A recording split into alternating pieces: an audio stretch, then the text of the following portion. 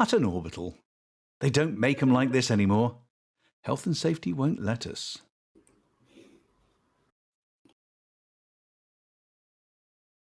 Election fever has gripped Hutton. No, I said election. Erection fever is a very serious medical condition and notoriously difficult to treat, as doctors can't stop laughing. There are banners all over the station proclaiming that this candidate or that candidate is the only choice for federal president, and that you'd have to be out of your mind to vote for anyone else. There are little yellow trucks driving up and down the parade with speakers spewing incoherent slogans at maximum volume. The shops are festooned and bedecked with brightly coloured bunting. On the upper rotunda, supporters of the independent candidate, LCU No Fool Like One, are marching up and down wearing Make the Federation Mediocre Again lab coats. A counter-demonstration is in progress too, and its members are carrying placards proclaiming messages such as Biscuit Botherer, Avian Cheese is a Lie, and Not My President. As it turns out, the last group are correct. Hutton is an independent station, and as such its citizens will not be allowed to vote in the upcoming election. But they seem to be really getting into it, and no one has the heart to tell them. Without this, all they have as a pastime is Guess What Meat Is in That Pie competition, and that's just as likely to kill you as entertain you. The big screens across the station light up with an image of the Hutton flag. An authoritative voice proclaims that the following presentation will be a party political broadcast on behalf of Hutton News. The image fades, and a cosy scene shows Rudolph Hooker sat by the fire, sipping Megagin from a Hutton mug. He looks directly at the camera and says, "Our mics are live."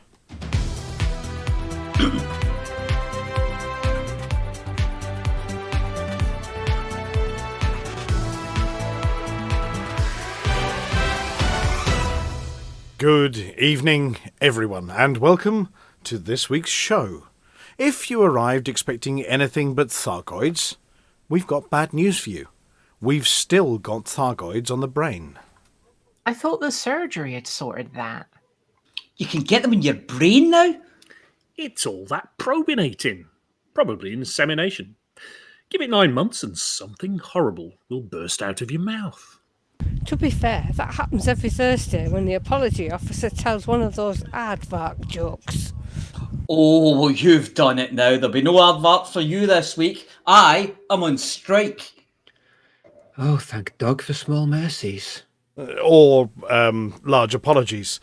Anyway, on with the show. Tharg goes the full Tobermory.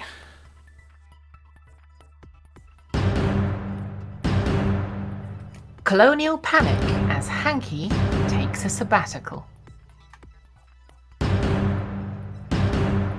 Too hot, too messy. Week 45 update. Who in their right mind would elect a fool as president?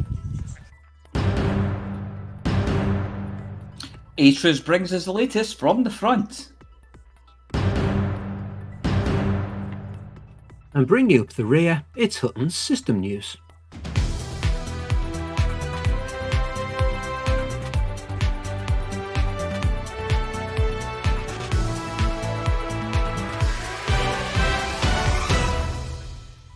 In a startling video published by the Pilots Federation this evening, evidence has been revealed that the Thargoids aren't all about war. In fact, they've got an entirely and hitherto undiscovered side. Thargoids are actually wombles. Space wombles. For those of you from this side of the Atlantic, and those of you with access to box sets from the Galweb, you will remember Orinoco, Madame Chalet, and of course Great Uncle Bulgaria, plus a healthy dose of their favourite songs written and performed by Mike Batt. Reports suggest that Tharg the Mighty, the Thargoid leader himself, or herself, or theirself, harbours a fondness for the Wombles, their environmentally conscious habits, and their catchy theme song. It appears that Tharg has embraced the Wombles' mantra of making good use of the things that they find, things that the everyday folks leave behind. And what better way to demonstrate this than by collecting occupied escape pods left behind by spacefaring adventurers? While Thargdamighty's personal playlist and admiration for the Wombles remain unconfirmed, one thing is clear. The Thargoid variant limpets are diligently continuing their cleaning crusade, sweeping up escape pods and leaving commanders both bemused and impressed. Perhaps the Womble's legacy of tidiness and resourcefulness has left an indelible mark, even in the far reaches of the Milky Way, or the war zones, where there are a lot of escape pods, full of delicious, crunchy humans. As for the Thombles, that's Thargoid Wombles, and their little Thimpits, or is it Thumpits, or maybe the infamous Flumpit, but we're mixing our kids' TV references up here. The video footage we've seen looks like giant glowing starfish swallowing the pods whole before scooting them back to a waiting cousin of the glaive for purposes unknown. Have you seen a Thargoid starfish? Has it swallowed you up? If so, we'd love to hear from you. But rumours are that most pilots will have to wait until update 16 before they can experience this particular pleasure.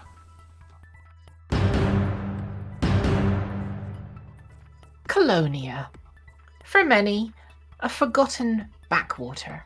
Once touted as a second home for humanity should the worst happen. For others, a way to be somewhere whilst their notoriety chugs its leisurely way back down to zero and they can rejoin civilization. Or for Hutton, somewhere to pop to on a weekend for a little R&R and a go at the drinks cabinet, maybe with the help of Jacques in his bar. With all the activity in the larger part of populated space, Colonia has seen less and less traffic as the months roll by. The occasional pilot drops in for a little engineering. Exobiologists take a break from their Dysonating and take the opportunity for a much-needed shower and decontamination session, whilst making themselves rich beyond their wildest dreams over the nearest Vista Genomics office.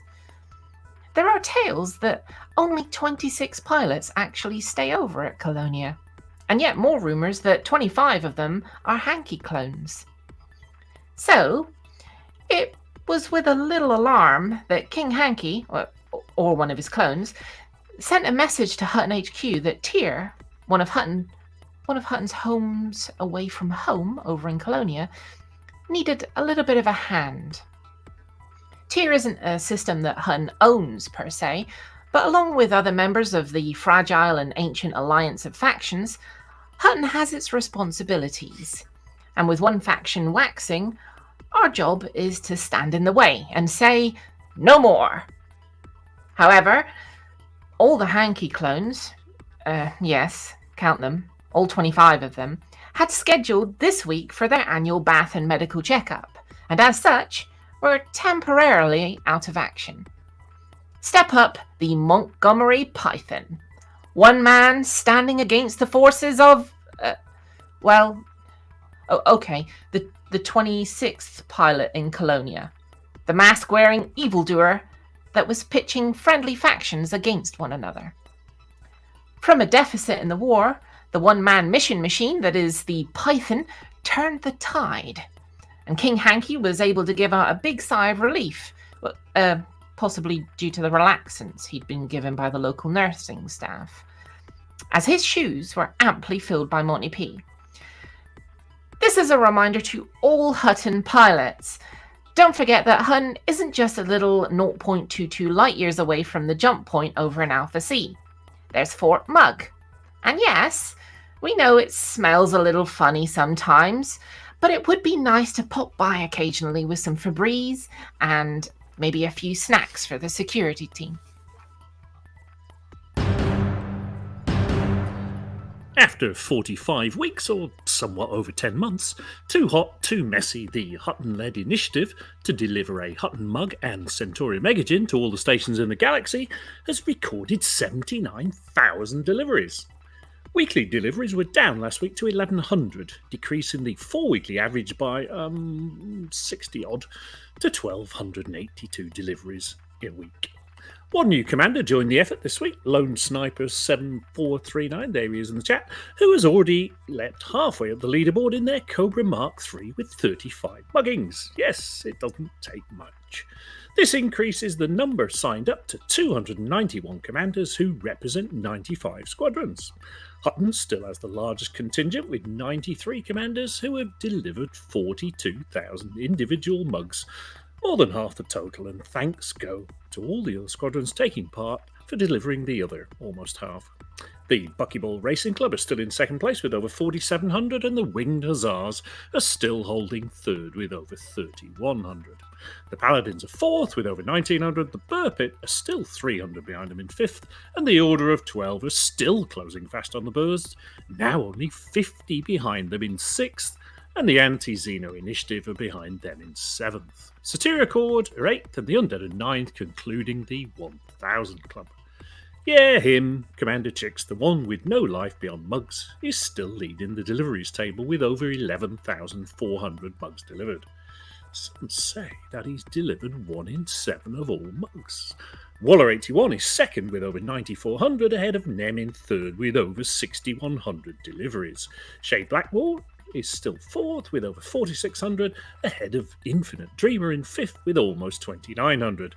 Next comes LDSK with Talkie Mouse hot on their heels in seventh. Risa Lang and Border Reaver are contesting eighth, and Sinister Hedgehog has started mugging again in 10th. The 1,000 Club still has 13 members. Of course, we know all this because it's tracked live in the Too Hot Too Messy event page in the Hutton Helper. In addition to trying to impress the Apex Taxis lady with your mugging prowess, and let's face it, she's really only interested in your layover potential, there is a chance to win a real-world handle at a George Yankel dishwasher unsafe self-cleaning, so that you don't have to, Hutton mug. Any commander that delivers 10 mugs and gin in the weekly Thursday to Thursday period will be entered into next week's draw to win a real Hutton mug, unless of course you already have one.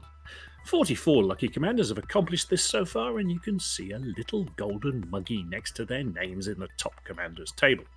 Last week's winner was Mark Santhius, so keep listening for this week's winner to be announced in the banter bit after the news. If you had delivered 10 mugs and gin in every week since the start, 10 months ago, you'd have racked up at least 450 deliveries, and only 32, or 1 in 9 of signed-up commanders have managed this. If you haven't, why not give it a try and share the burden?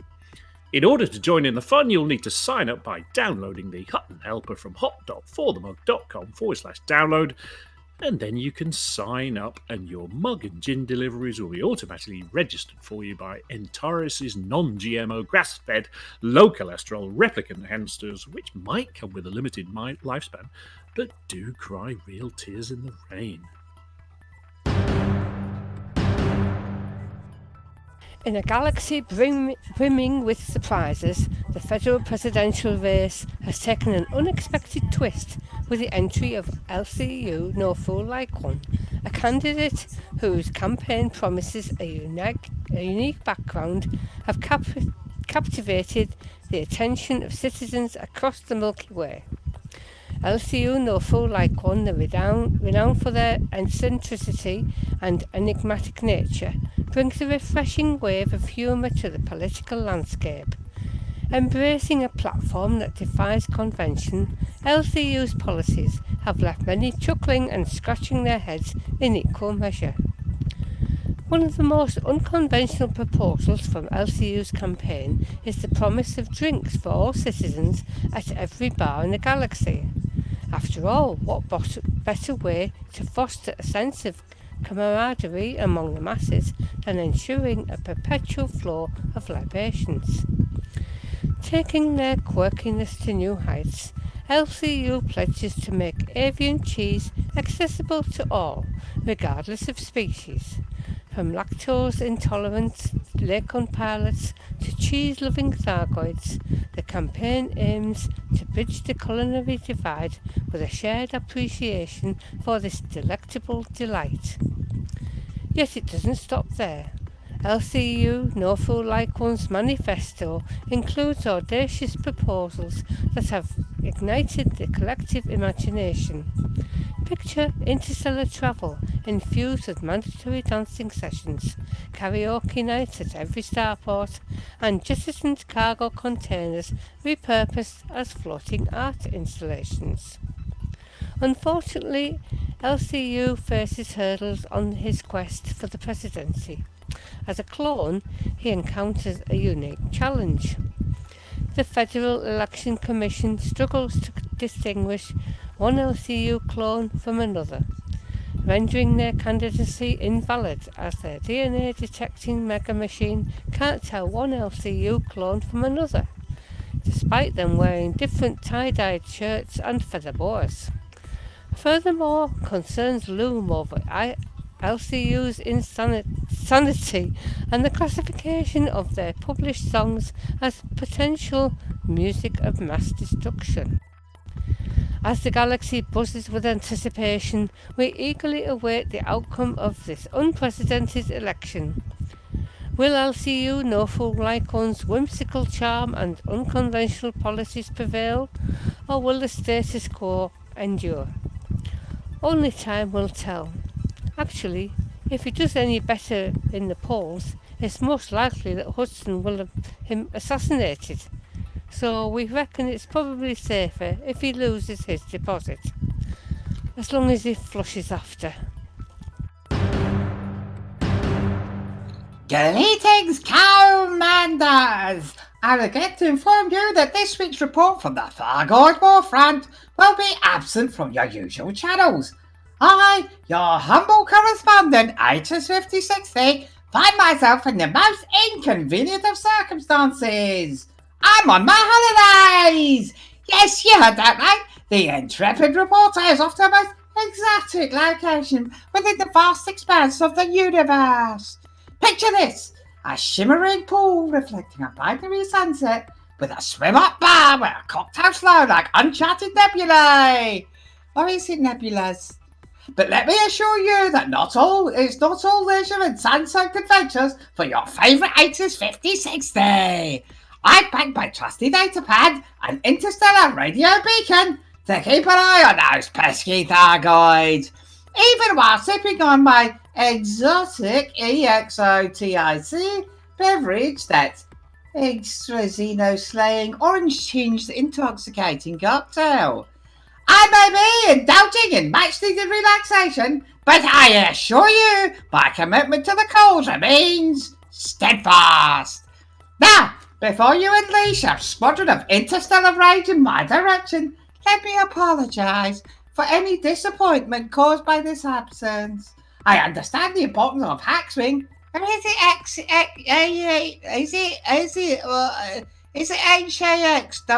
HAXWING?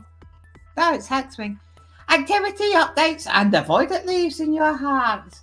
Nothing like Thargoid hearts, rest assured. Next week I shall return with tales of epic battles and Thargoid demented triumphs, bringing you all the juicy details from the Thargoid Warfront, whether it be glorious ACRONYMS or full-blown words. Until then, dear commanders, keep those AX weapons at the ready, your radios tuned, and remember, the Thargoid menace won't wait for holiday time, so neither shall we. Fly safe, have fun, and indulge in a virtual sun-soaked cocktail in honour of this temporary hiatus. Signing off from a distant palm tree-lined paradise, this is Aces 5060 bidding you adieu. May the void be with you, or the mug. Probably the mug. Less scary than the void.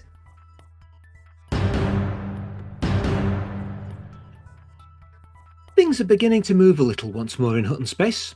6 systems are in the remedial class this week, and the board has a couple of minor alerts, and one that's a bit less minor. But more on those stories coming up. New permanent resident of the Doldrums is LP525-39, which reversed its recent trend of losing a point a week and gained a point. However, this didn't prevent it from landing this week's bottom spot, on 33. Only yesterday it had competition, as 5 systems joined it on 33. As was the case last week, the systems have a clear board with nothing of note going on, so feel free to go in there and boost Hutton's interests. Hutton managed to scrape a last-minute win in the election in 36 Ophiuchi, edging the Sol Workers' Party into second place. It now finds itself on a shaky 34, within 5 points of the second-placed faction, who are just about to suffer an outbreak. 15% of faction influence is tied up in a civil war, but this minor matter should not divert your efforts to restore Hutton influence.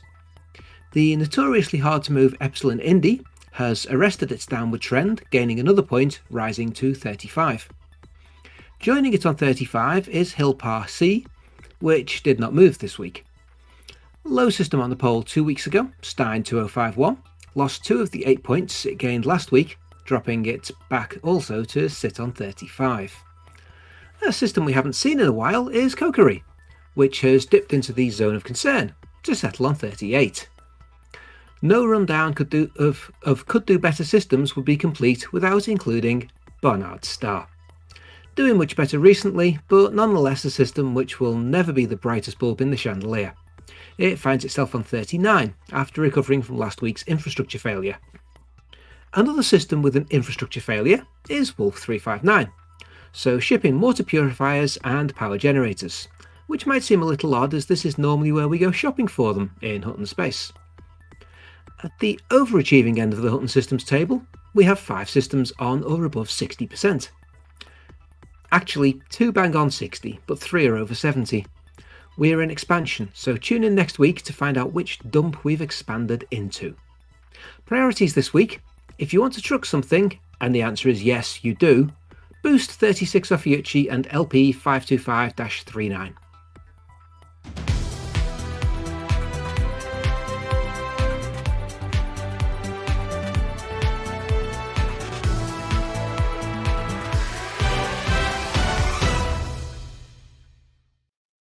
With all the years that we've poured into this silliness, this fun, and with all the friends we've made along the way, every now and again we have to turn our thoughts to something more serious. With the passing of time, occasionally we receive news that makes us pause, and this week the pause felt long. It's our privilege to put into words the sentiments, thoughts and memories that have been shared with us and to remember a good friend. Many years ago now, this galaxy, the Milky Way, came into being. Not the one that we inhabit in our squidgy, fleshy forms, the one where we can fly in wonder amongst the stars. It started, as all these things do, small. A ship and a star system. From here it expanded and our horizons broadened to Maypor and Orlin, then outward to Achenar and Altair. Looking far into the distance we could see the bright centre of the Milky Way, Sagittarius A star, then beyond to what is now known as Beagle Point. And, from day one, our friend Michael was on hand, helping craft this pocket universe that we spend our free time in. From developer live streams to events to his friendship on Facebook and via messages, Mike Brookes was along for the ride. What's more, he had his hand on the controls and was building something that many years later has given so many people the fun and friendship that we valued. Yes, there was a whole team, and to thank Michael isn't to ignore their input. However, what we have wouldn't be what it is without his work. Michael was a larger-than-life character of his own crafting. A giant of a man of words and letters, a world builder. Talking to us from live streams and videos, he most closely resembled someone out of myth and legend. He could have stepped from the pages of one of the novels that he loved. He looked as if he'd been as comfortable at a Norse feast as he was behind a computer screen. I first met Michael at an event, LaveCon. By this point he was already well known as one of the development team of Elite. We met again and again at events over the years and at their offices, and never once was he one of them. He was one of us. He was along for the ride, and whilst he had his hand on the controls, he took genuine delight in the fun that we were having. He was there with a cryptic word, the now famous line, "Have you listened to it?" about the unknown artefacts that spawned canon Interstellar. He poured knowledge into the works of the official authors. He put time into the world that was being created, and was always on hand for a sage word or two. All the while, he'd be enjoying a drink and a game with us. At Cards Against Humanity, he didn't shy from the naughtiest of responses. With the Drabbles, or as inspiration for Dockers, he was just as happy being bad as he was at being good. And while we talked to him, you always got the impression that whatever subject you were chatting about until the wee small hours, he had knowledge, insight, and facts that you quite simply didn't know. He didn't present these in an arrogant fashion. He educated, guided, enthused, and was a source of new knowledge. He never appeared happier when waxing lyrical about something he was passionate about, and the content was never boring. His axe, if you've not seen his axe, then you need to go and find a picture. Geiger would have been proud of it. Standing as tall as Michael, wickedly sharp and as heavy as Thor's mighty hammer, this creation fit Michael perfectly. The hair, the beard, the gleam in his eye. You could imagine him hefting it in one hand, a task that was beyond most of the rest of us, and laying waste to denizens of other planes. Then there was the sword and the shield, complete with stunning artwork. And of course, after the shield, the tattoo. To this day, I have never seen one as perfectly executed or impressive. Michael's back was quite literally a work of art. From the depths of space, he moved to messing about with dinosaurs. The photograph he published of dancing with Jeff Goldblum on the launch of Jurassic World Evolution, his next project, is a joy. In more recent years, Michael had been adopted by Wellington, a German Shepherd dog, and became a fundraiser and champion of German Shepherd rescue and welfare. To look at Wellington, like Michael, was to imagine a fierce warrior. But, in truth, a total softie. For his next big adventure, something he was excited about, he bought a bus he could live in and use to visit far-flung places, somewhere he could read, and most probably write, and enjoy himself. To cap all of this, he was a writer, an author. He wrote Elite Legacy, the official tie-in novel to Elite Dangerous, and a worthy successor to Robert Holdstock's The Dark Wheel. Sundragon, his next book, is a fine science fiction novel. He loved Milton and Gemmell and Ian M. Banks alike. In one of the earliest Christmas live streams with Frontier, he set a challenge for someone to guess his favourite book and put up a prize. Osric correctly guessed that Paradise Lost, Milton's masterwork, would be top of his list, and true to his word, Michael sent a prize over, his own copy of Paradise Lost from the 1800s, along with a signed Drabble. My fondest memory of Michael. At an event in Hull, he'd been signing books and joining in all day, and when he retired to a nearby hotel for a glass or two, he held court. He didn't spill one secret. We tried. We bought him a beer and posed the questions, but not one secret passed his lips. He had interesting facts. He gave us insight into things he and the team had worked on, but not the one thing we wanted, Raxler. Of course, he was ready to say that if we bought him a beer, he might tell us. And we did, but he didn't, with a twinkle in his eye. We tried so hard to win, but at the end of the evening, when the bell rang and we were made to leave, Jester and I had a trip back to our own hotel. Suffice to say, Jester's wheelchair needed pushing. There were cobbles the entire way between the hotels, and as a result of trying to persuade Michael really, really hard, it's a wonder I didn't tip Jester out of his chair. All the while across the evening, I was left with this image of Michael taking a swig of his drink, sucking the froth from the pint out of his beard, and answering yet another question. He connected with us all in person and via the internet. He never missed a birthday, wishing each and every one of us the best when it was our turn, without fail, even if he'd only met us a single time or swapped the occasional message. With the sad news of his passing last week, many of us are left with fond mental pictures of Michael. I'd imagine that most of them are of him sitting in a mighty chair hewn from the stump of an ancient tree. Which, of course, we don't have to imagine, as we've got pictures of him doing just that, and looking as natural as if he was born to it. The chair that we're imagining, though, sits in a big hall. At one side he has a horn of ale or mead, at the other his axe. We can imagine something that looks like Cthulhu stepping up to Michael in this hall, and yes, we can imagine him grabbing this fiend by his chin tentacles and whirling him around his head with a battle cry. Or then again, maybe just inviting him to sit and talk for a while. The outpouring of love for Michael, something that his family I hope will see and take some measure of comfort from, has been as large as the man himself, and as warm, filled with fantastic memories and of thanks for taking us with him on these journeys, whether into space or exploring the world of dinosaurs or via AI creations into his love for literature. To round this off, it's fitting that we choose a quotation from his favourite book. From Milton's Paradise Lost, I've scoured the pages, and with all the words and memories we've just shared, this one seemed the most appropriate. Majestic though in ruin, sage he stood, with Atlantean shoulders fit to bear the weight of mightiest monarchies.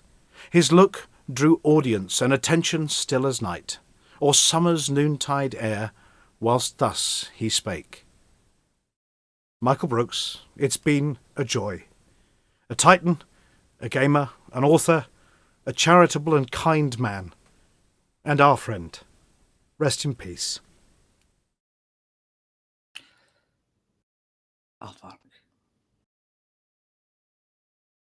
Oh, dear. Yeah. Well done. Well done. That definitely tugged at the heartstrings a little bit, that one. Oh, And, yeah. I'm sorry, I everybody, hear if it I in your sounded a voice. little emotional on We that could one. hear it in your voice. Yeah, oh yeah. I hadn't read it till I heard you reading it out. I thought I didn't want to read it myself. I'll wait for you, and Yeah. I'm glad I did. But anyway, yes, farewell to a wonderful man, a good friend to Hutton, a good friend to many of us over the years, and it was a bit of a shock, the news. I know, I think his family posted up earlier that they were going to put details up of any arrangements for funerals and things for family and friends. And if we find out about that, of course, assuming it's appropriate to do so from his family, will of course share. Obviously, Michael was as naughty as he was serious. I remember him and I think it was fantastic on in Hull and the hotel overshowing his that fantastic back tattoo you mentioned to a group of people, and they weren't even there for Fantasticon. We all were, but it was overshowing these people, and I don't know, somebody must have said something about, come and look at this, and it was over there, and these poor people were just sitting looking at me. Like, yeah, we had the back pictures on tattoo. on screen a minute ago, and you have to excuse me. I'm going to open a thingy. Here we go, and say cheers, Michael. But yeah, that tattoo was something I have never. I've seen big tattoos before. I have never seen anything as artistically beautiful as that. It was stunning. I think it was the same design as on the shield. But he was a very naughty person as well, and he enjoyed the fun. In fact, if you talk to Mr. Shouty, they had a channel on Facebook where they would share memes. And maybe not the most PC of memes. They were always deeply funny, but my goodness, was he perfectly capable of being naughty and incredibly silly, as we so much enjoy on this show. And of course, it's only right that we don't go too somber, and we're going to carry on being as silly as we possibly can for the rest of the show as well, because to do anything else would be to do him a disservice from his own silliness as well. But so yes, thank you very much, everybody, on our listeners. For sort of taking part in the messages we've seen on screen as well while we're reading that. There was a live stream this week, wasn't there? No, surely not. Really? What? No, there's never one of them. Is that Christmas already? Well, it's a funny I one. don't know. Have you had your bath yet? No, I've had my midsummer bath. Oh, not your Christmas bath? Not my Christmas bath. No, it can't be Christmas then. It's a funny one because they've always said it's going to be every 4 weeks, but then during the stream they said, well, it's going to be mostly 4 weeks. Sometimes it might be 3 because it might be more appropriate for what we're releasing, and maybe a little bit 4. And yeah, but they're aiming, a bit like the BGS tick, which is approximately every 24 hours. I think they're aiming for approximately every 4 weeks. Well, they're going to put up a calendar, a schedule if you're on the night shift. I think Sally said on Monday. Did she say which Monday? Yes, soon. TM. Yes. Right. Next Monday, I would assume. So we should know when they're coming. Yeah. Yes. Well, Well, they probably realise 4 weekly is a bit sort of. It's a bit prescriptive and prohibitive, infrequent. Yeah. Yeah. And of course, if they've got new releases coming out, which we'll talk about in a bit, if it doesn't land within a sort of a multiple of 4, then they've got to wait for many, many weeks until they can talk about the release that's just happened. So I sort of get it, you know. Yeah, and if you've got nothing to say in 4 weeks, you end up saying nothing every week, like we do. Yeah. But we've raised it to an art form. Yeah, we see Exactly. a lot of nothing every week. We do it weekly unless nobody's It is a available to whole push lot the of buttons, and yeah, absolutely. And it's usually around 8:30. But anyway, so we had Arthur and Sally this week. We did. And did you notice where they were broadcasting from? No. Yeah, it was top left on the screen. It was the Frameshift News bus or something, wasn't it? Well, if you put the picture up, Were they on one? Well, you see, unfortunately, and I'm going to admit this one now, because I loaded the Rolodex up with all the pictures of Mr. Brookes. I didn't think it was appropriate to suddenly start showing Frameshift Live pictures halfway through it, and there was no way I was mashing buttons while I was reading that. So I haven't got it handy. Something like Frameshift Live HQ on the. So somebody's named a fleet carrier Frameshift Live. Probably, I don't know, one of them, or maybe Adam. Because they were green screened. I mean, they were actually there. I mean, it looked like it wasn't sort of, badly Microsoft painted over the top. It was it was in game. It was done properly. Yeah, if anybody can do it properly, it's them, though. So, paint jobs. I haven't looked actually. We got paint jobs tonight. We got. I think they're expiring soon. I think they went. This is the last week, was it?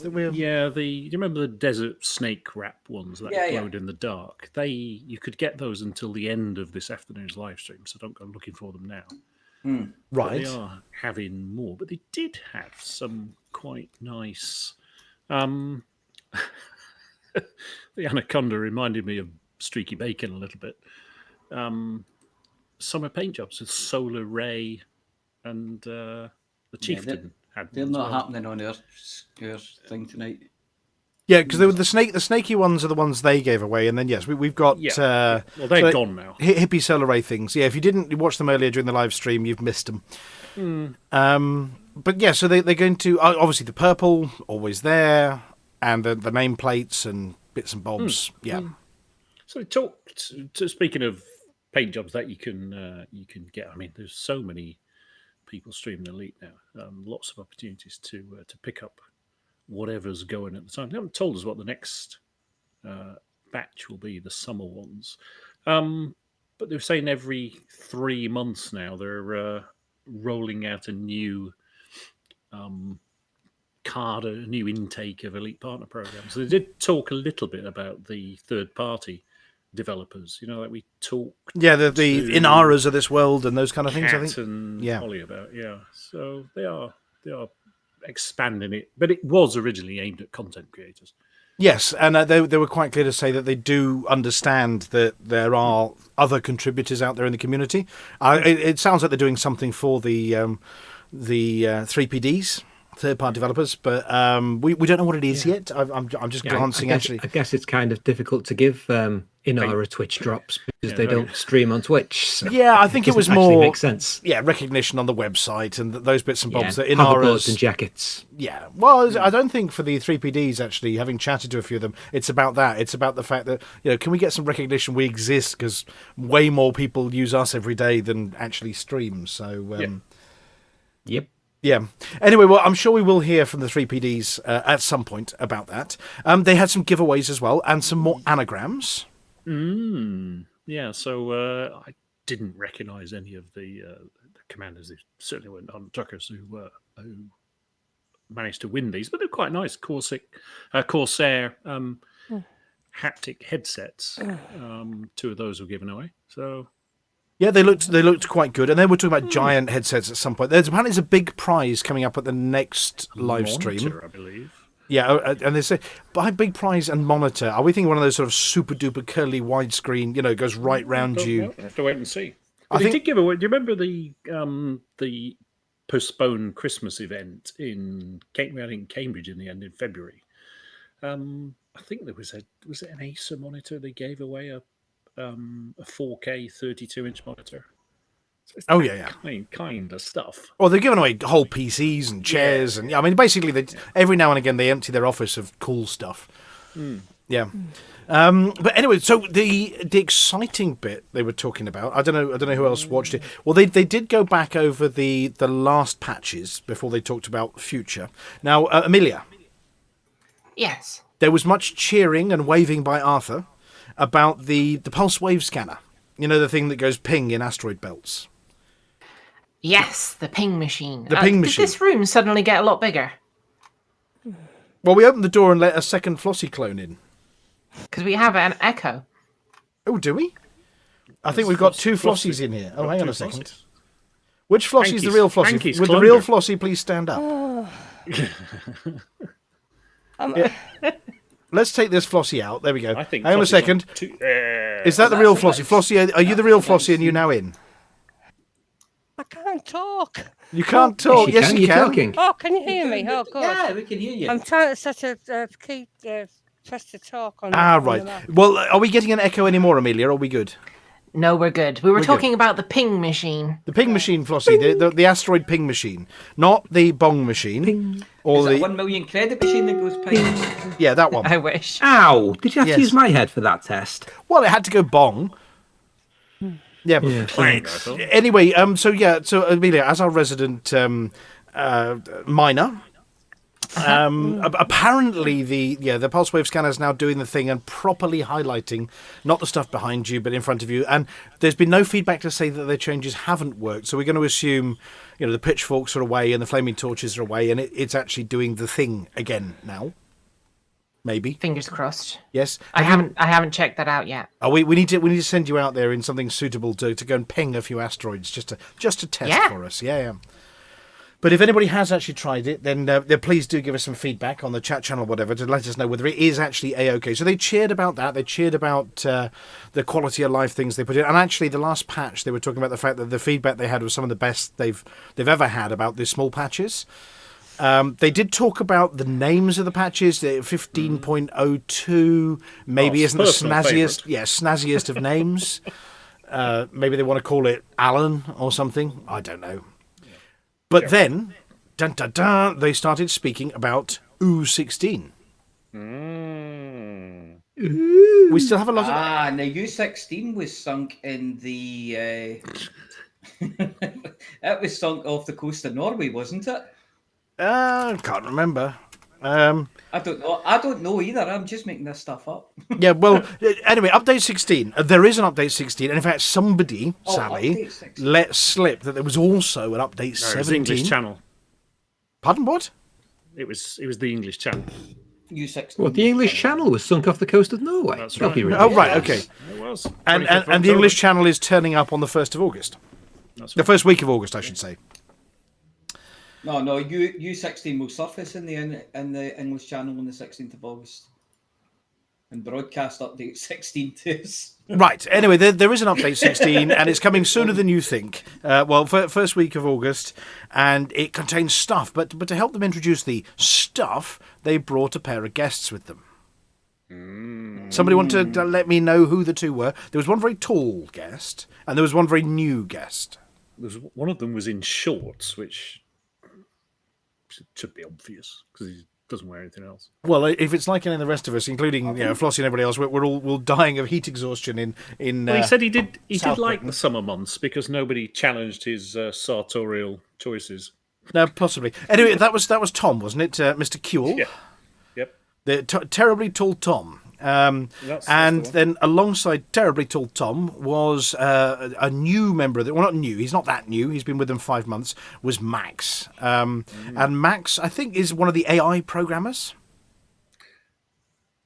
Well, and- they were developers. I wasn't paying attention. No, anyway, and they did actually name drop somebody we've not heard from a while, which was Sarah Jane Avery, the mom, the mistress of the Minions, who apparently has been working on the Minions that were in Update 15, the little the Thargoid Revenants. But yes, they've all been working on the Revenants, and they were talking about things like health nerfs and bullet spongy, and also in their own internal testing, all the things that went wrong, the internal blooper reel. Well, they said they might put one together for Christmas, but the basic gist was you sort of make a guess you set the thing up, you play with it, and then you see how badly you got it wrong. Yeah, well, they were talking Sometimes about the getting it wrong could be quite funny. Well, they were saying that they would all stack on top of each other, these revenants, and then fire missiles. Unfortunately, fire missiles directly upwards, which then hits the revenant that's above them and pinged it off. But that was part of their internal testing. And especially with when you're taking damage, you've got headshot multipliers like that. Now, how do you determine where the head on something is, which is basically a big blob with two eyes sticking off it? It's like, Well, obviously the head's the bit with the eye sticking off it. Well, maybe not. You that's very humanistic of you. Mm-hmm. Well, they were talking about the non-humanistic deployment of little revenants as well, and how they looked at some of the existing stuff, like the Thargoid interceptors when they go over the barnacles and hoover barnacles. And they thought, oh yeah, that'd be quite good for dropping some of these little revenants, because they didn't want a little ship to drop them off; they wanted a big ship. So they were looking at some of those. So they looked at different versions. They used the big interceptors and the smaller ships, and got the visuals right. But the problem was, it's such a huge ship, and then it was a little pop, and there's a tiny little revenant, albeit it's not that tiny. So they eventually, having done all of that, settled on what we have now. And they were talking about flaming revenant poo as well.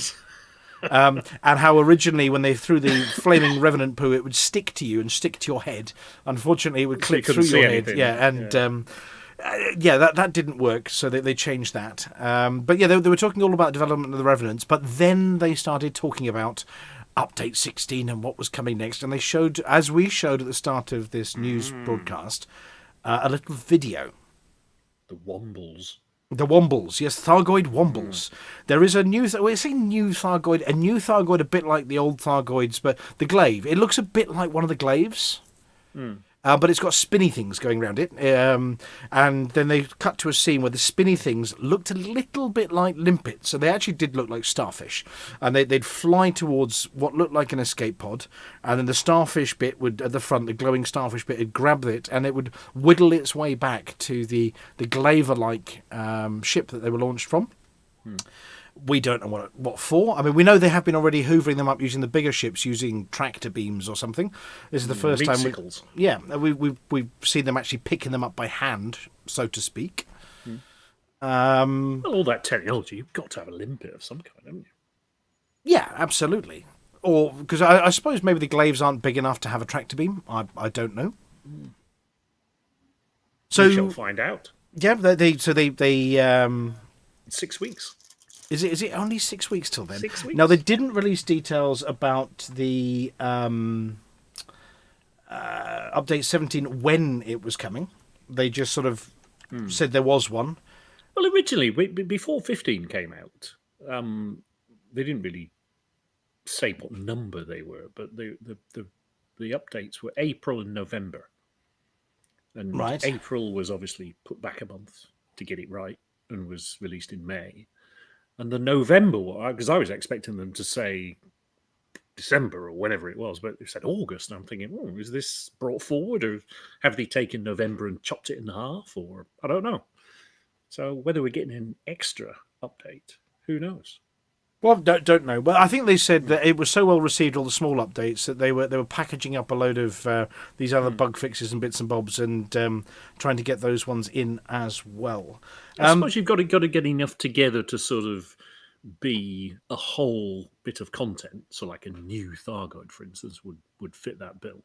So you can't do, we've got a new Thargoid, but we haven't finished the graphics, but have it anyway. Well, that doesn't work, does it? Or whether you save up a whole load of stuff and sort of put it out all together, but you might have to wait longer for that because, you've got so many developers and so much time. So perhaps they've decided, we'll put that out, then we'll put that out because it suits the narrative. I don't know. The narrative is galloping along at a pace. I mean, there's something about far god cults and expelling people, and I've not paid enough attention to those bits, but I'm sure the Wotherspoon later in this show. Did you catch the bit where they talked about exobiology content? I'll have to watch it again or listen again because they did mention new exobiology content. Oh my goodness! Then stopped. Well, having just finished or in the middle of programming all the exobiology pack with HCS, with all of the exobiology plants recorded by marvellous people like Brent Spiner, having flown all the way out to go to see them in LA, I'll be gutted if there's 400 more. I mean, I'll be happy, but it was a very, very brief mention. You'll just have to head back out to LA and spend more days and days and days enjoying your time with all those amazing people. Expenses. Yeah, or maybe get Callisto, Anna in the UK to do a bit. I have to say thank you very much to the Frontier team for playing both videos as well for us. That was very good of them for the new product releases. Right, shall we move on to a bit of space news? Space news. Space news. Space news. I think I've lined up the magic machine here to turn off the geezers, and I'm going to turn on this website here. Look at that, it worked. Did it? Yes, there we go. So our first piece of space news is actually from that famous fishing publication, fisherynation.com. Yes. Are we in an old episode of I've Got News for You here? It's been worth exactly 37 years reading that. Yeah, I mean, apparently it's continuously updated. It's exactly where you'd expect space news to be. Yeah, absolutely. Space news in the fisherynation.com. So long and thanks for all of the. Maybe that's working on your screen. It's working on mine. Yes, it's just come now. It's just. I still prefer Penn Island. Now, you can ignore all the bits about vessels and permits for sale and take advantage of the low Canadian dollar. It's the bit on the left-hand side of the screen we're looking at. So what's this all about, please? Anybody? Well, do you remember? Oh, it doesn't say on there, does it? But if we click the link, Virgin put up a rocket. Well, they launched it from a 747 from Spaceport, Cornwall. Was that the one with the sort of the very bored-looking security guy with his jacket over the back of the chair in a porta cabin? That's it. Yeah. That's it. Yeah, Okay. it was the one that it was the one that spent 40 minutes going up on a plane and then spent about 30 seconds coming back down without a plane. Yeah. It was like a bomb. Yeah, well, anyway, some fishermen out of Cork in Ireland have found it. Yeah. I mean, that would go again. In their fishing net. So, yeah, While fishing for monkfish. It says click to read. Is it safe to click to read that? I don't know. I didn't read it. Well, let's click to...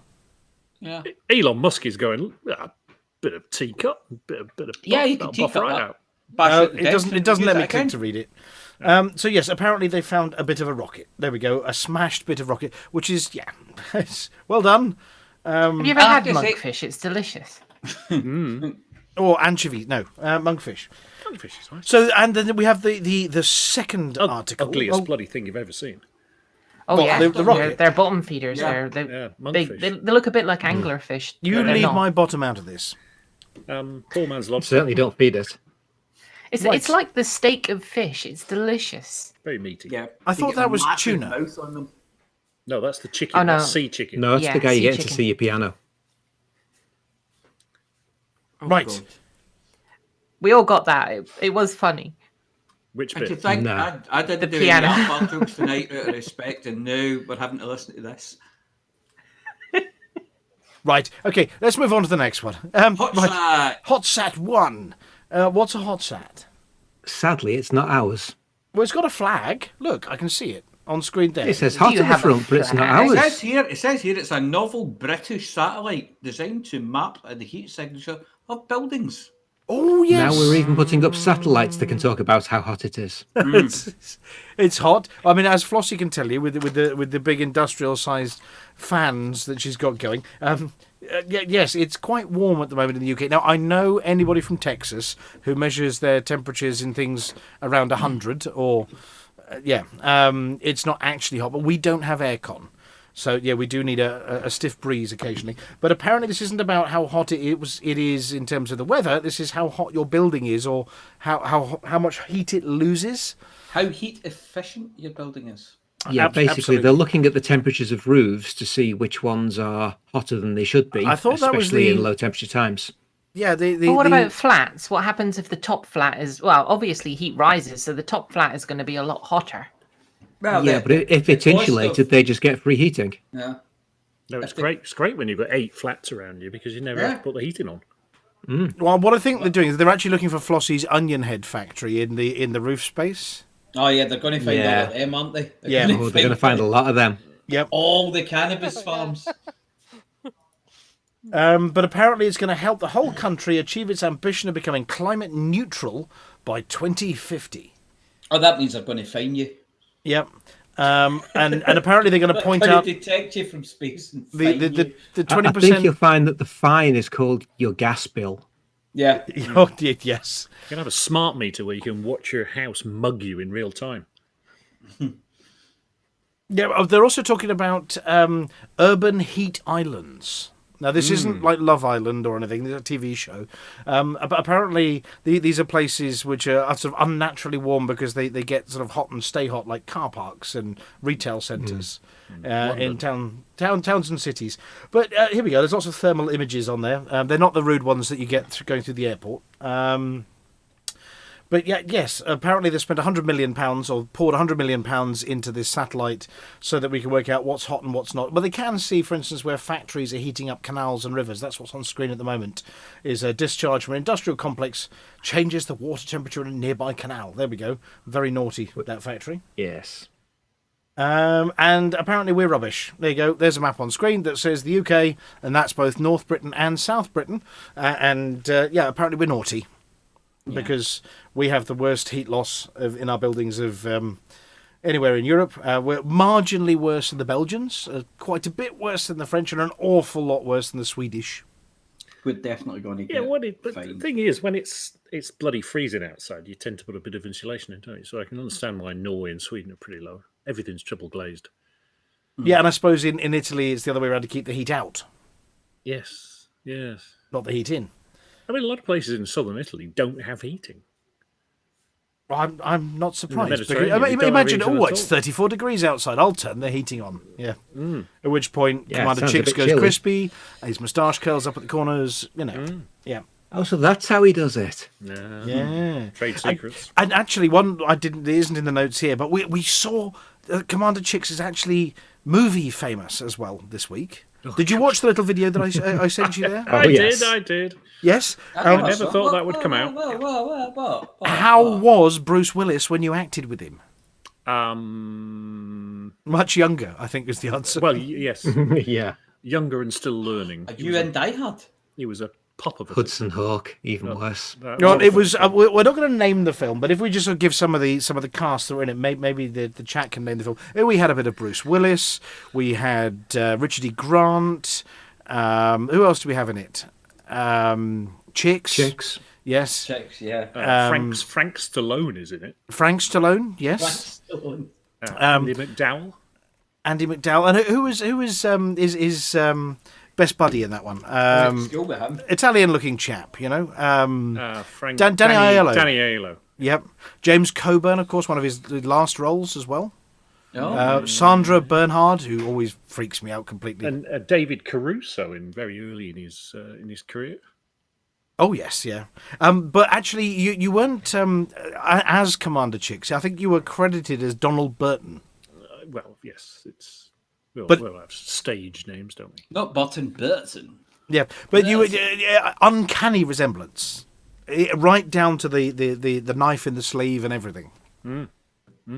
Yeah. Well, nobody's named it yet, but I'm sure they will do at some point. Don't get too close at the bar at Dave Con. You might be seeing that night. Yes. Where's my cut? I think was the infamous line. Forgive my dry British wit. It was the repartee afterwards as well. But yes, yeah. Nobody's going to guess. It was Hudson Hawk, anyway, that you were in. So if you've ever seen Hudson Hawk, watch it again, and you will see Commander Chicks, or at least your doppelganger, on screen at some point. Right, I Flossy. remember that. I'd forgotten about it. Yeah, well, I think he's called Alfred, the butler. The resemblance is insane. It is. So Actually. Chicks. Well, yes. Talking of that, I'm drinking a pint of Old Peculiar at the moment. It says the legend. Theakston's. Yep, Theakston's, yes. Right, so it's time for Flossy. Flossie, have you found your microphone, got the Mac running, banished your clone who was causing the echoes, and are you there?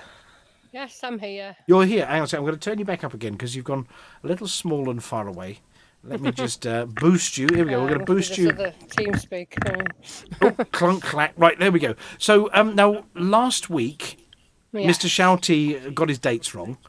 because he'd been out for the evening instead of listening to Hutton Orbital News. So we didn't have a mug winner last week? No, but we did.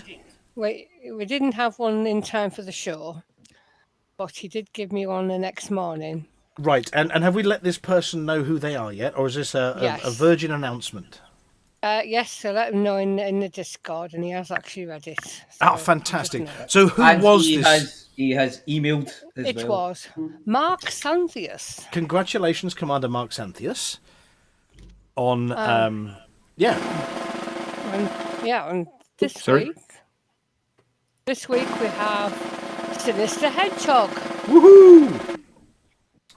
The Sinister Hedgehog is now a mug-winning Sinister Hedgehog. Congratulations, Sinister Hedgehog.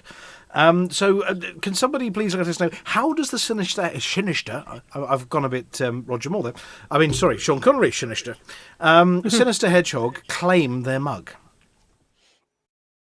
They email us at itookpart@huttonorbital.com, including details that prove some sort of detail of who they are. So a screenshot of them in the cockpit, something like that. Yeah, a screenshot of the cockpit that shows their commander name. I mean, Mark Santhius, when he sent his in, had a screenshot of had taken a photograph of his monitor with half of his face in the picture. So he was actually proving he was actually Mark Santhius. He was actually proving he actually was who he was, and he was in the picture with his name.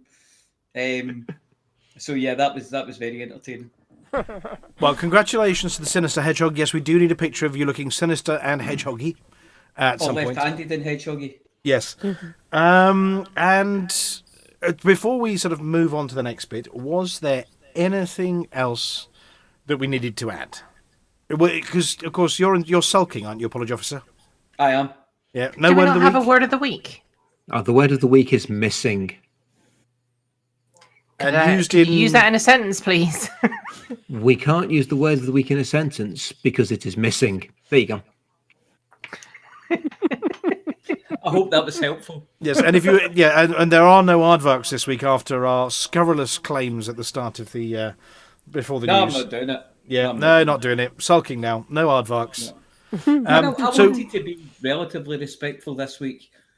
Yeah. We're talking of relatively respectable. Flossy, are you sort of ready? Yes, as near as I can be, I think. Right, I've got to change screens to this one, and then... I can't hold it in any longer. Aardvark! Oh, Aardvark! No, I've completely lost it. Where's my button? Hang on. Aardvark!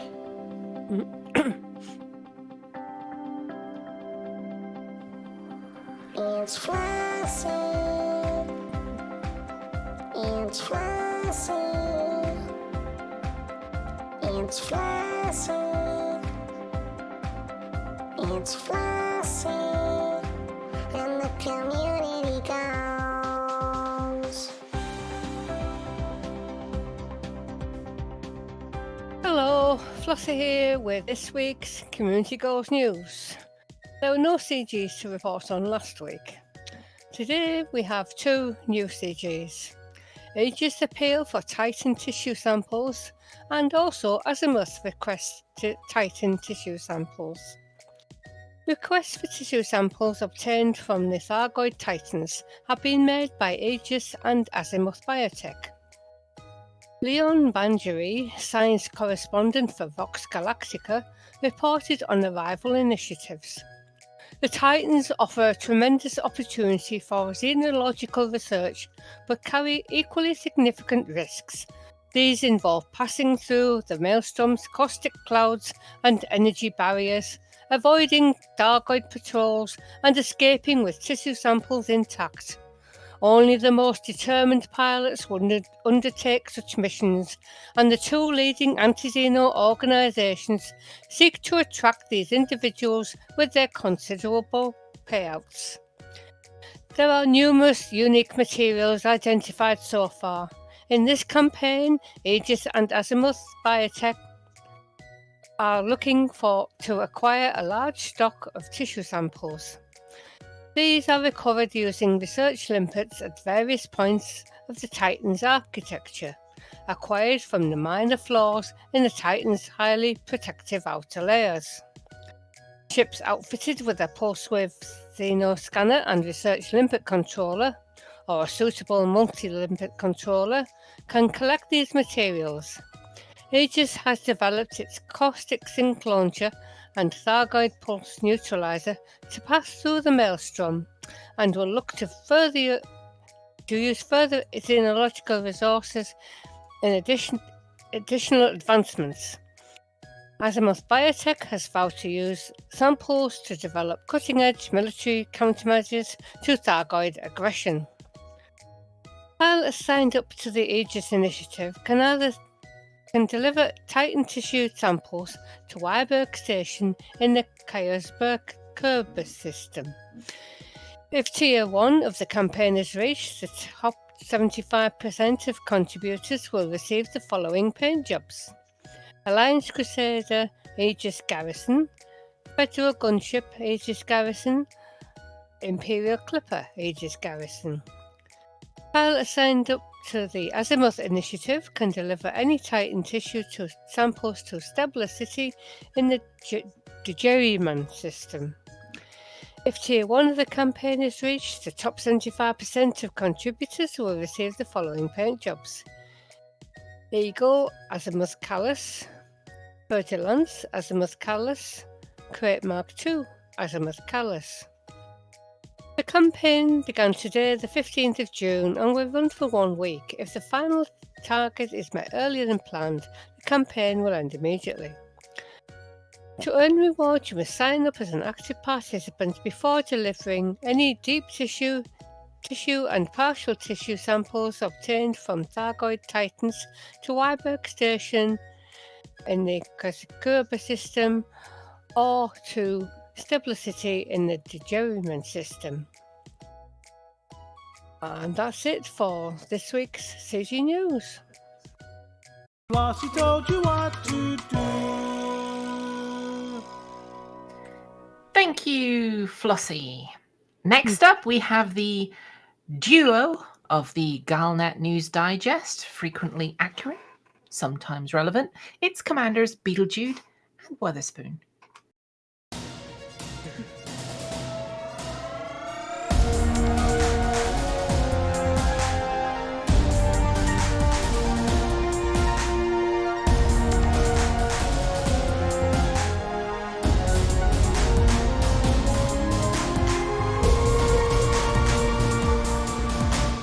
Galnet News Digest, 15th of June 3309. We read the news so you don't have to.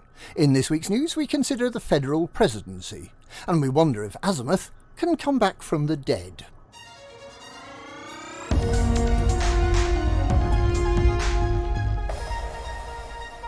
President Hudson stands down in August. Who will replace him?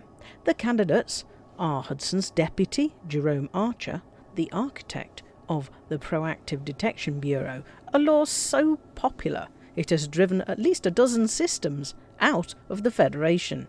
Then there's Shadow President Winters of the Liberals, who does at least have a portrait, something that dramatically increases her chances of winning. There's Calico Zach Rackham, the ex-pirate and wealthy businessman who wants to bribe his way to government. There's write-in candidate LCU No Fool Like One, whose main election promise is to declassify the location of Raxler. But realistically, the most likely outcome is some sort of bizarre plot twist that sees Hudson able to take office again, despite all the laws against this and despite him not actually running in the election. In galactic politics, nothing ever changes.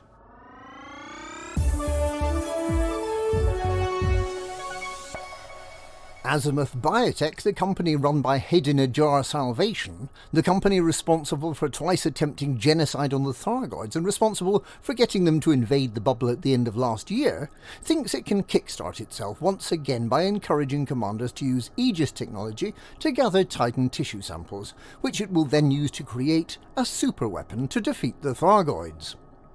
Given that its last two superweapons were the mycoid virus and the Proteus wave, the galaxy must wait with bated breath to see what suicidal nonsense Azimuth and its brain-in-a-bottle leader can come up with next. Even more worrying are the rumours that Barmy Boffin Salvation has interfaced with the Guardian constructs, and that the next thing he'll do is bring an army of Guardian artificial intelligence to wipe out the Thargoids.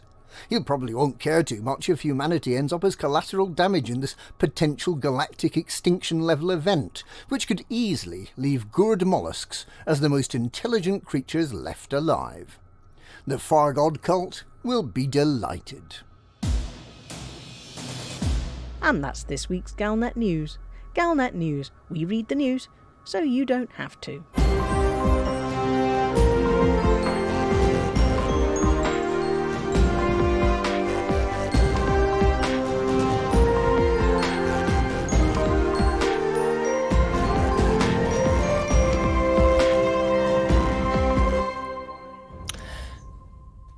Thank you, Commanders Beetlejude and Wotherspoon.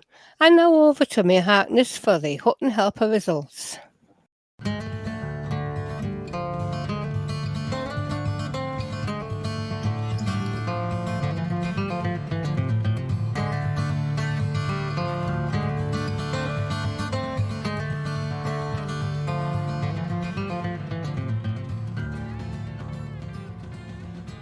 Welcome to the Hutton Helper results. The Hutton Helper results are sponsored by the Hutton Helper, the only third-party resource to come with a free peerage. Well, it's free after you make a substantial donation to me. This week we have the following events: the Lord of the Middle of Nowhere Cup, the Foie Gras and Big Bean Sandwich Tournament, the Fetch Me a Footman to Fetch My Footman Deja Vu Trophy, the Carry On Your Lordship, We'll Clean This Up Charity Shield, the OBE CBE GBH Spectacular, and the Golden State Coach Award. So, kick those filthy peasants out of your way. The Hutton Helper results are: David by Gerbular jumped 16,000 light years to come first in distance travelled. Old Ed sold 26,000 tonnes of cargo. Octillion Stars is top mission runner with 369 mission points. Alex Zuno handed in 444 credits worth of bounties. Attic 2 handed in 4.1 billion credits of combat bonds. Tolian destroyed 110 Thargoids, and Attic 2 delivered 1,750 people to their various destinations. So, decals this week for Octillion Stars, Tolian, and Queenas T Geek with Q for systems visited. Please email i2part@huttonorbital.com and arrange to collect your Hutton decal kit, which this week consists of a Batman, not that one, an ermine robe, and some poor people to order about. There have been, or there were when I did this, 8 Hutton runs by 4 commanders. They were Norbert Pattenoid with 1 hour, 24 minutes and 21 seconds. The Berk, 1 hour, 24 minutes and 35 seconds. Myopic Eagle with 1 hour, 24 minutes, 37 seconds. And Torquay Mouse, who did 5 runs, with one, the best of which was 1 hour, 32 minutes and 5 seconds.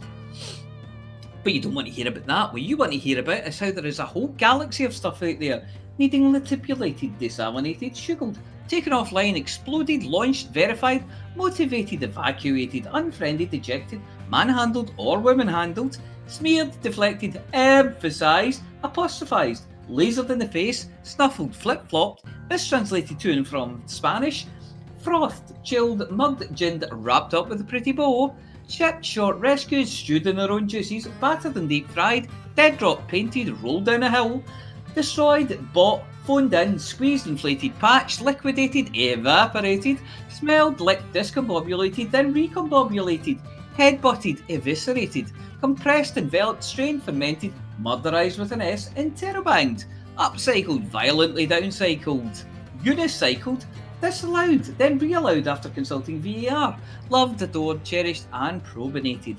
And you can earn yourself a very fetching Hutton decal for doing it. To get involved, you just have to go to hot.forthemug.com and download or sign up for the spectacular Hutton Helper, available in 3 psychoactive formats. Let's face it, anything has to be better than being left off the honours list. Anyway, that's it for this week. Back to Studio 5.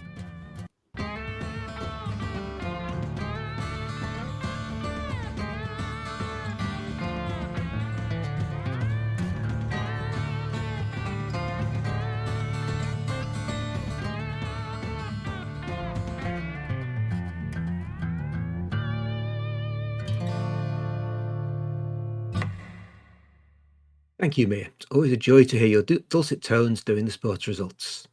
And now, speaking of dulcet tones, it's time for the Galnet Rares Digest.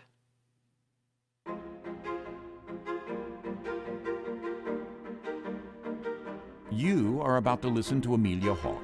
She tries all the galaxy's most dangerous rare items, so you don't have to.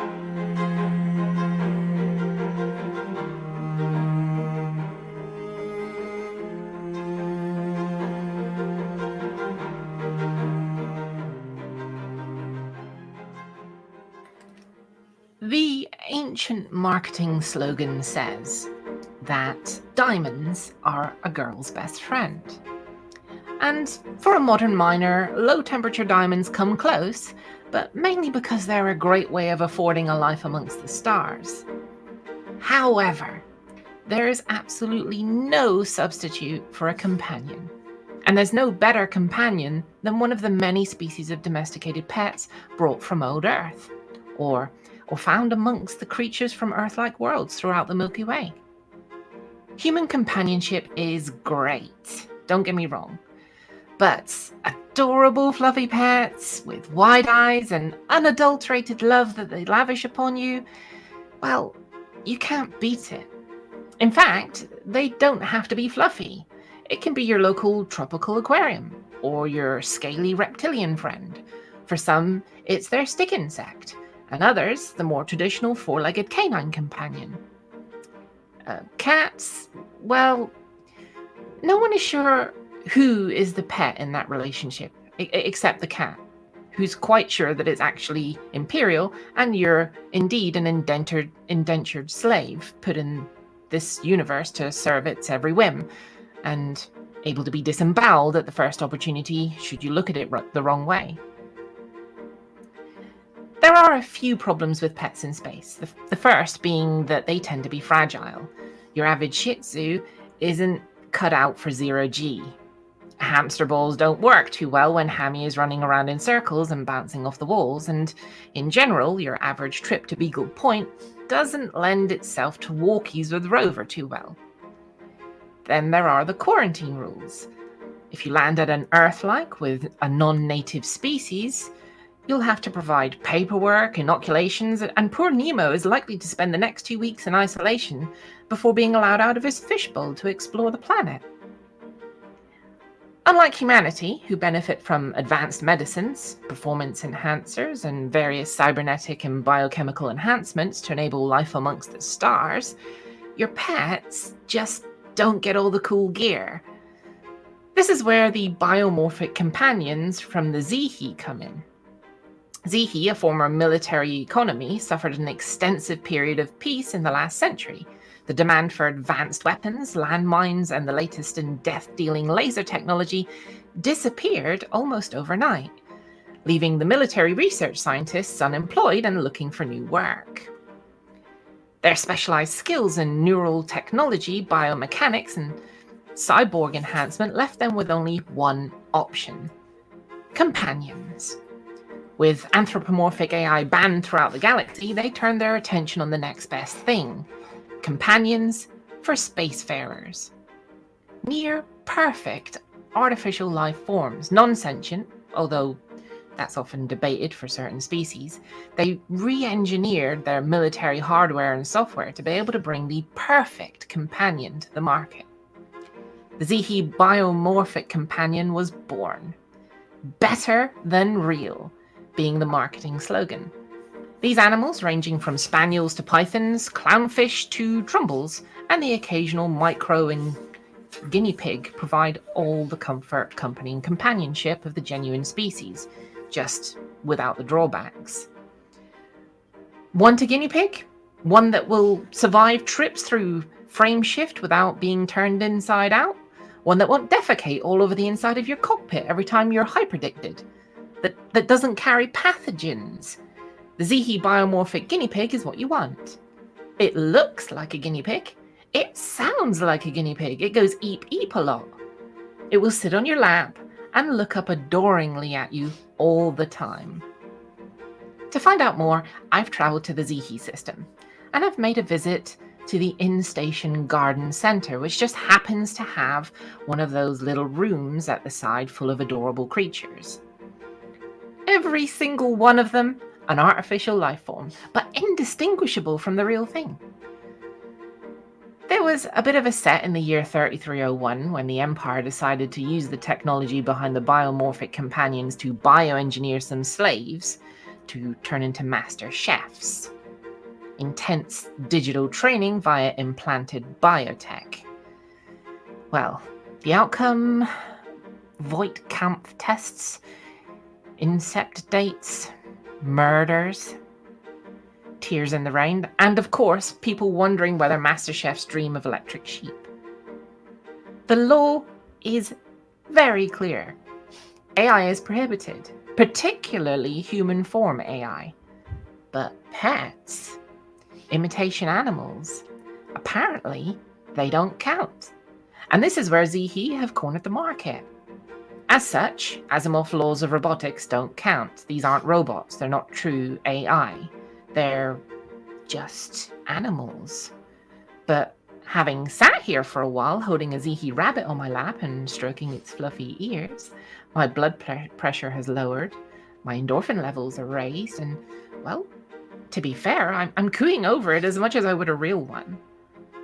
At 11,000 credits per animal, regardless of whether you get yourself a goldfish, a guinea pig, or an alpaca, these are pets for the very rich. And, as with any restricted rare item, I'm led to believe that there's a burgeoning black market for enhanced models. Backstreet bioengineers are able to enhance your companion, extending its lifespan, upgrading the behavior models. Criminals turn the Xihe biomorphic spaniels into vicious killer guard dogs. Lifespans are extended way beyond the normal. Traits never found in nature are uploaded to the companions. Suffice to say, it's highly illegal. As a guest of Xihe, I've been given one of the companions, a tiny little Xihe hamster. But I can't resist the lure of the black market on this one. He is so adorable.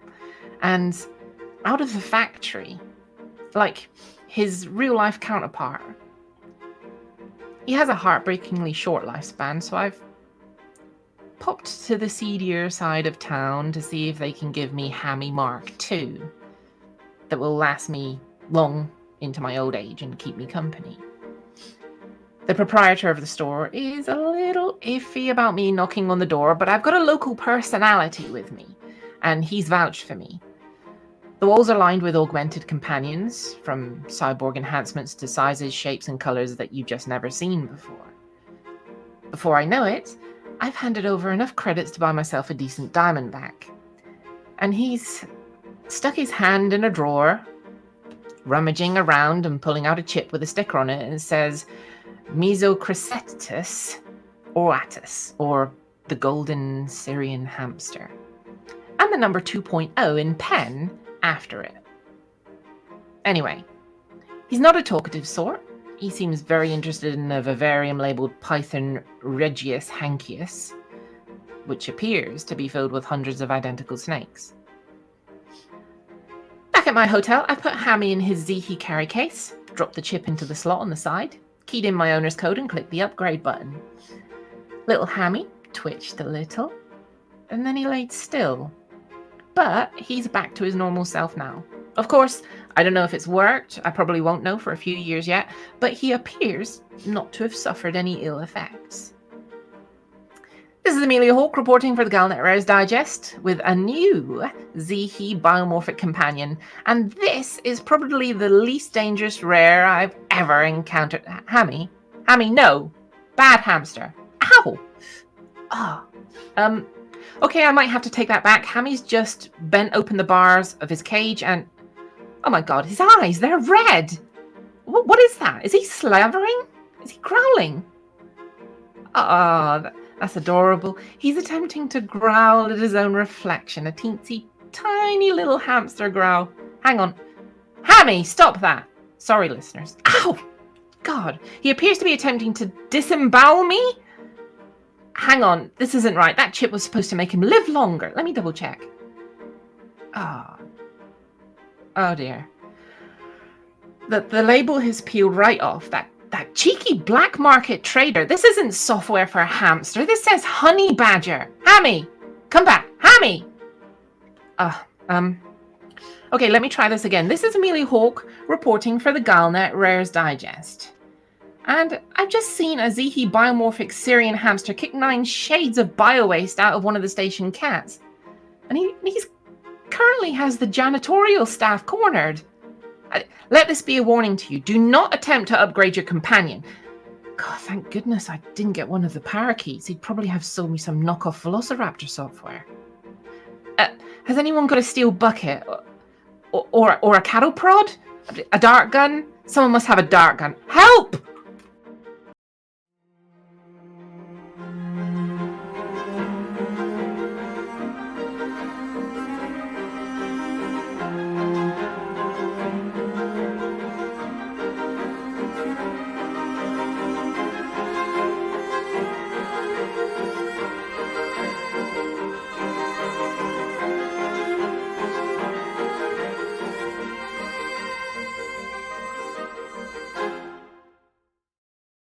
Dear. Evil Hammy, bad Hammy, no, down. Bad Hammy, down. Yeah, imagine a hamster with the attitude of a honey badger. I mean, Have you seen honey badgers? They're vicious. They are. They're also built like tanks, which of course Hammy is. Yeah. Well, Hammy isn't. I mean, I'd imagine he is actually quite soft and squidgy. Well, but, yeah. he is biomorphic. He's bioengineered. You know, he's AI. You know, he's not normal. No, he's definitely stronger. not normal. That what he did to that poor cat. I mean, the cat needed taking down a peg or two, but imagine something that small. I mean, Syrian hamsters are tiny. It was when he had the janitorial staff cornered. That's when things really went. Oh, to it hell. ran up one of the trouser legs. There was screaming and crunching noises, and oh my goodness, it was just it was. And was I'm a not mess. going to ask what those crunching noises were. No. Didn't even know hamsters ate nuts. No. Honey badgers do though. They eat anything, especially nuts, and especially when they're attached to a janitorial team member. Yeah, a janitorial team member. Janitorial. Oh God, I like that one. Janitorial's team's member. Yes. His janitorial member. Yeah. Oh, you can see the show's gone downhill at speed. With the upstanding member for. Yeah, please resign quickly, but then not resign, but then complain about not getting a peerage, or am I on the wrong subject now? Anyway, oh dear. So, apology officer, are you there? I am now. You am now? I was talking to myself. Oh dear. I think you were on the right lines. I did notice that you were trying to be topical with your names of your prizes this week. Never knowingly topical. No, the topical ointment, yes. Yes. Yeah, the OBE, CBE, GBH Spectacular. Yeah. I'm sure that's a TV series.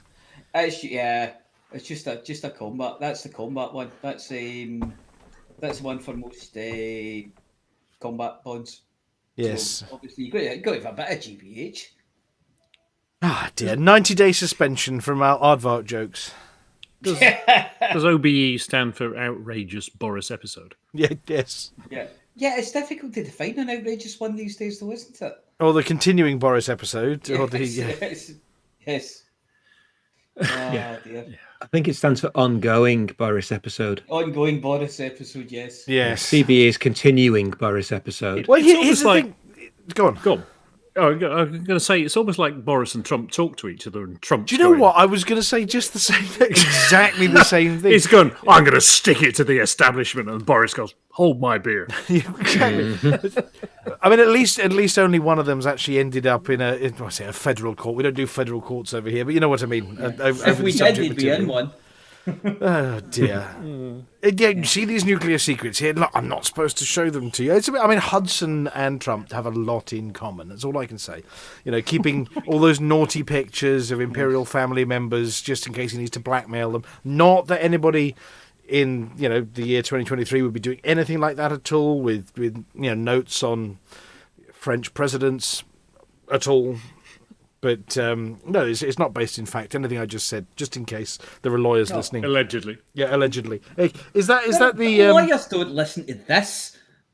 Do you know the way my luck's going this week? They'd never admit to it. Yeah, the way my luck's. That would be it. They'd have to admit that they'd listened to an episode of this. It's never going to court, David. Well, they did hear the warning at the start of the show, didn't they? I'm sure we put the warning out at the start of the show. Oh, we forgot. What, the fat cocks at Ernie's? No. What was that? Were there any missing radio presenters? No, that one's missing as well. Yeah. No, it'll be in the credits. Don't worry about it. It'll be in the credits. I think the radio presenter that's missing's got the word of the week. Yes. Have the credits of the week's missing? Have the credits got edits this week, or are the credits not got edits this week? Did we add any more? I'm going to work on that. Yeah, I'll make more. The credits are going to be longer than the show this week.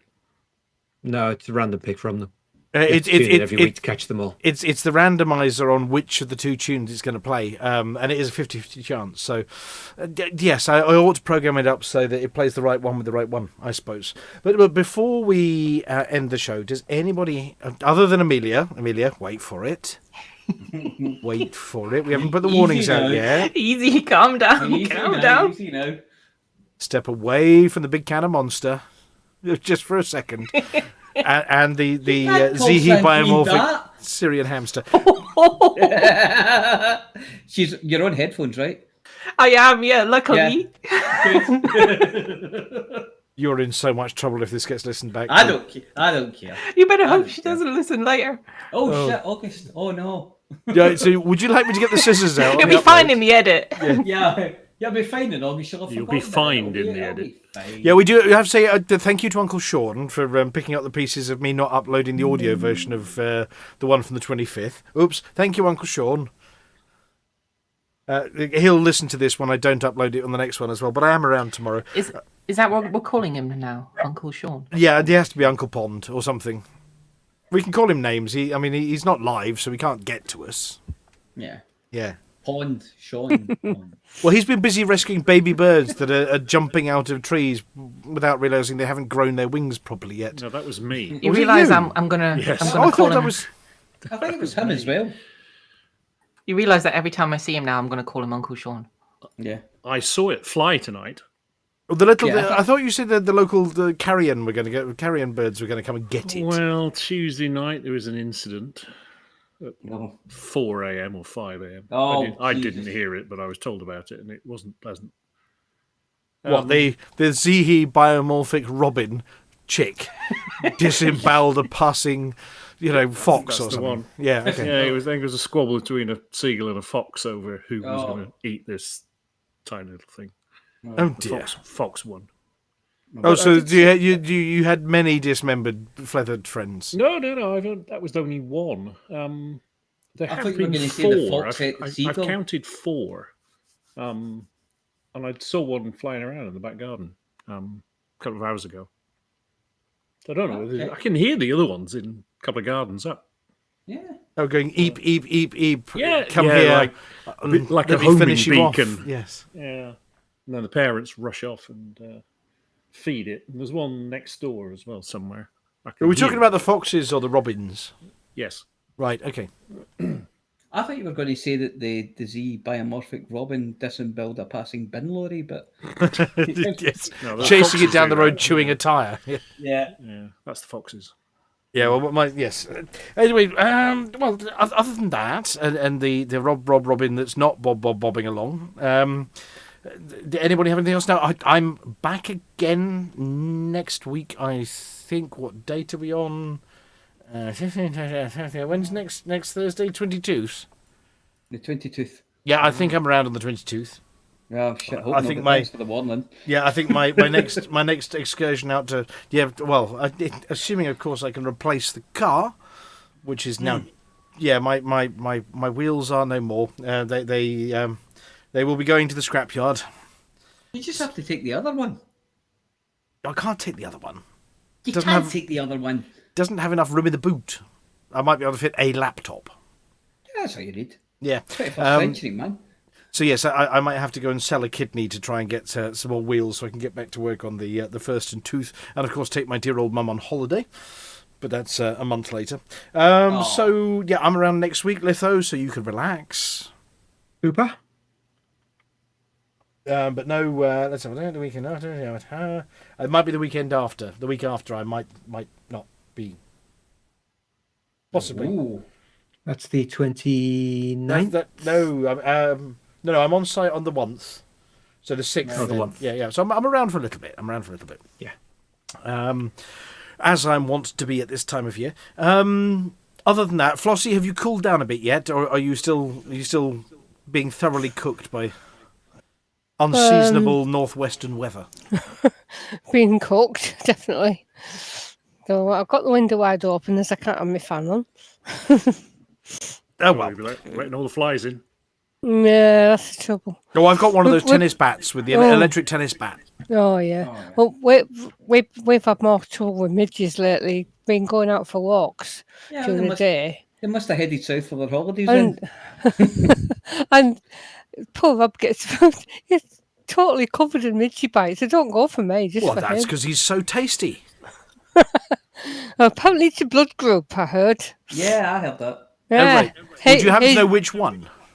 Well, I know that I don't get bitten much, and mine's A. Yeah, I think I'm the Yeah, same. positive. I think he's probably O. So that's handy to know if I'm ever in need of some Needing blood. Yes. Yeah, I have no idea what mine is. It's probably Centauri Megagen negative or something. No, Centauri Megagen positive. 60%. No, not yet. It's going to be positive later. 60% proof. I am never giving blood again because I wish I could. There's just too many damn questions. It's like, whose is it? Where did it come from, and why is it in a bucket? Why is it in a Why is it in that bucket? I gave blood for years until they asked me if I'd received blood since 1980, and I couldn't tell them if I had or not because I've had a cesarean and I'd had a hysterectomy. Oh, wound with a view. I was unconscious. Did you tell me? So I couldn't answer that question. No, I wasn't allowed to give after that. Yeah. And yet I'd given every year from 1979 Yeah. until however long ago. You just next time you go, just go. Yeah, it's be fine.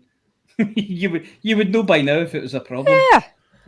So I've not been allowed to, and I think I'm probably too old now anyway. Well, isn't it the dead meat GF that gives at least an armful on a regular basis? I don't know how many 2 million hours, I think. Very nearly an armful. Oh God, can you imagine? Go to hospital and you might get dead meat's blood. Oof. Can you think of a better public education thing to keep people safe on the roads? Yes. Don't injure yourself, or you'll get this. I do know somebody with one of the rarer blood groups who went to give blood, and the nurse went, "You never know, if you have an accident, you might get this back." That's a bit harsh. Yes. How long do we keep it for? Oh, I don't know. One of those Put it down in super the cellar. donor kinds that can go to anybody. Yeah. Put it down in the cellar with all the other blood. I called Yeah, that it was monkey, a good year. I called that monkey blood, and somebody I think went, they were "Well, I've never Dunlops. heard that before." I'm rhesus positive. Yeah, I'm the same. I'm A positive. I have no idea what my blood type is. No, me You either. need to go and find out. No, I only know because I get blood, that's all. Written on my helmet. Well. Oh, if they're looking, that must have stung. Yeah, if they're looking for it on there, you must be in a lot of trouble. Do you know what, Brook Group? You are quick. Yank his trousers It's still down. with part left attached to him. The mental images are now. The whole thing has been a preposterous travesty presided over by a bunch of blithering idiots. Chaired Yeah, by a... we did announce it right at the start. Did you This read is the- Hutton did you- Orbital. Did you read the Is it- report? Yeah. Is that this week's show? Yes. Right. Well, on that note, it's time for us to wind up for the end of the show and say goodnight to everybody. Well, thank you. Oh, I'm getting the echo now. I didn't hear that earlier. Oh, hang on. I'll How mute strange. your mic Well, again. we'll say night, Flossy. Right now, we have to issue a warning at this point because what is about to happen is exceptionally loud. if you are wearing headphones, if you're in a room full of easily startled small children and animals, if you don't like loud noises... Or a Xihe biomorphic hamster. Yeah, or yes, you've got very timid Xihe biomorphic Syrian hamsters, then you might want to lift your headphones away from your ears about now. You might want to turn the volume down a little bit because Lithobreaker's going to sound the klaxon. That's you, 16. For the mug! Mug! For that mug. Mug. Hit mug.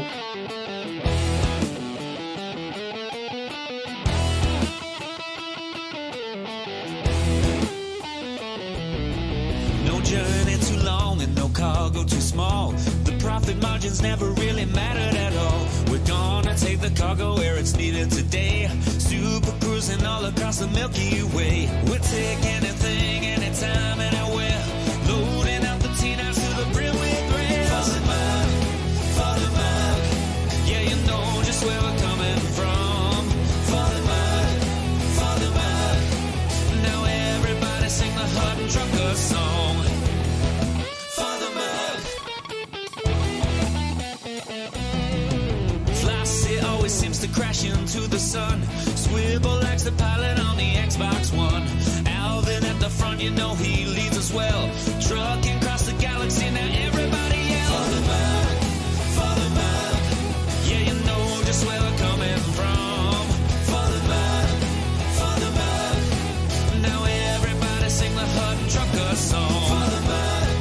For the mug, yeah, you know just where we're coming from. For the mug, now everybody sing the Hutton Trucker song.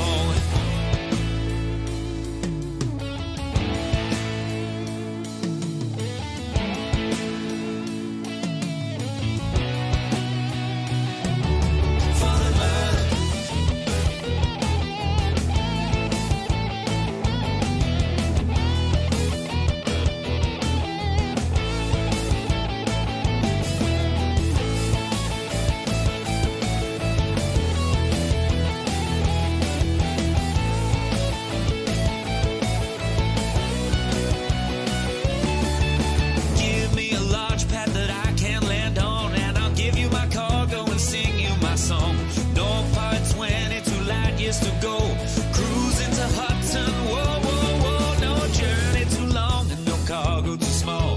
The profit margins never really mattered at all. We're gonna take the cargo where it's needed today. Super cruising all across the Milky Way. We'll take anything, anytime, anywhere. So shout it out loud like you don't even care.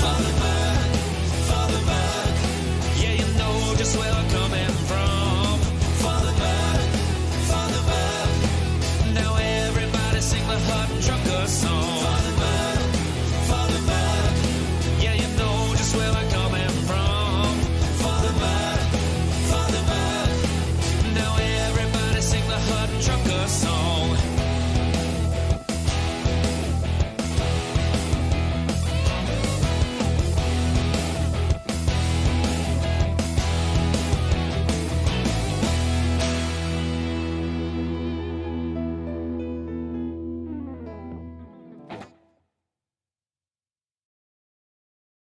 Ladies and gentlemen, That's The end of the show. everyone's buggered off. Why don't you bugger off too?